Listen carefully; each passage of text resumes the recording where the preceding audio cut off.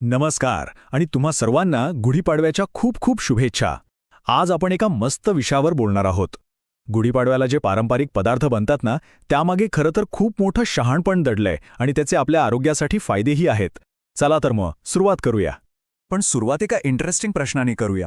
नवीन वर्षाची सुरुवात आणि ती पण कडू चवीने. असं का बरं? हा प्रश्न खूपच मजेशीर आहे नाही का?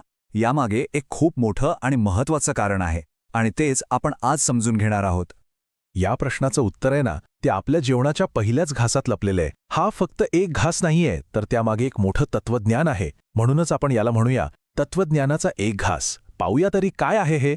तर गुढीपाडव्याच्या दिवसाची सुरुवात होते एका खास कडू-गोड मिश्रणाने. यात काय काय असतं?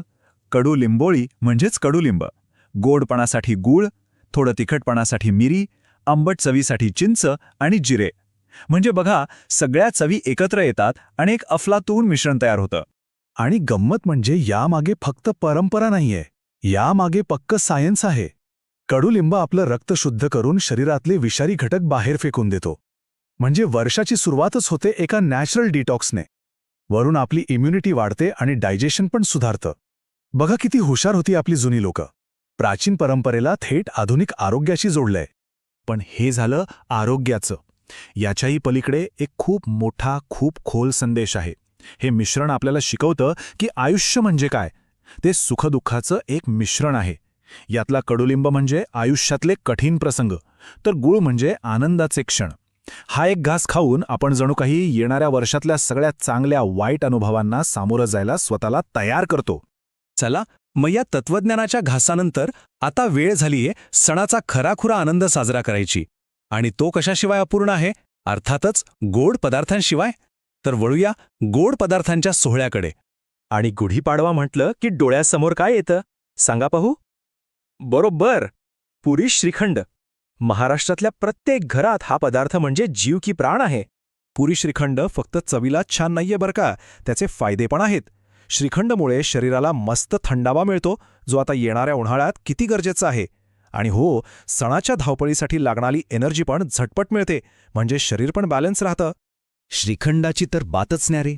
पण त्यासोबतच महाराष्ट्राची आणखी एक ओळख म्हणजे गरमागरम तुपाची धार सोडलेली पुरणपोळी. आहाहा. गुढीपाडव्याला पुरणपोळी बनवण्याची परंपरा तर खूपच जुनी आणि तितकीच गोड आहे. पुरणपोळी म्हणजे फक्त गोड पोळी नाहीये, ती एक कम्प्लीट पॉवर पॅक जेवण आहे. डाळ आणि गुळामुळे भरपूर प्रोटीन्स मिळतात, सणासाठी लागणारी एनर्जी मिळते, अंगात ताकद येते आणि सगळ्यात महत्त्वाचं म्हणजे सणाचा आनंद दुप्पट होतो. खरंय की नाही? एवढं सगळं गोडधोड झाल्यावर आता जेवणाच्या त्या भागाकडे जाऊया जो आपल्याला एक प्रकारचं समाधान आणि बॅलन्स देतो. हा आहे आपल्या जेवणाचा समाधान देणारा गाभा. आणि तो गाभा म्हणजे आपलं साधं, सोपं पण तरीही मनाला तृप्त करणारं जेवण. वरण भात आणि सोबत बटाट्याची भाजी. सणाच्या दिवशी जड जेवणानंतर असं साधं जेवण मिळालं की कसं एकदम आराम वाटतो. आणि हो, पचायला पण अगदी हलकं. पण मग हे साधं जेवण इतकं खास का?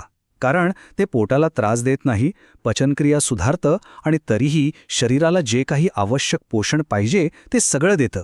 साधेपणातच खरी ताकद आहे, नाही का? आता आपण सणाला एका सुंदर ऋतूच्या आगमनाशी जोडूया. हा भाग आहे ऋतूचं स्वागत. गुढीपाडवा म्हणजे नुसता सण नाही, तो आंब्याच्या हंगामाची दणक्यात सुरुवात करतो. या दिवसापासूनच मग जेवणात आमरस, कैरीची डाळ असे आंब्याचे वेगवेगळे पदार्थ दिसायला लागतात. म्हणजे एका गोड रसाळ हंगामाची ही नांदी आहे. आणि आंबा म्हणजे फक्त चव नाही, तो तर आरोग्याचा खजिना आहे. आंब्यामध्ये असलेलं व्हिटॅमिन ए डोळ्यांसाठी खूप चांगलं असतं आणि व्हिटॅमिन सीमुळे आपली त्वचा एकदम मस्त राहते. म्हणजे चवीसोबत आरोग्य फ्री. चला तर मग आत्तापर्यंत आपण जे काही पाहिलं त्या सगळ्या गोष्टींना एकत्र जोडून बघूया, या परंपरेचा खरा अर्थ समजून घेऊया.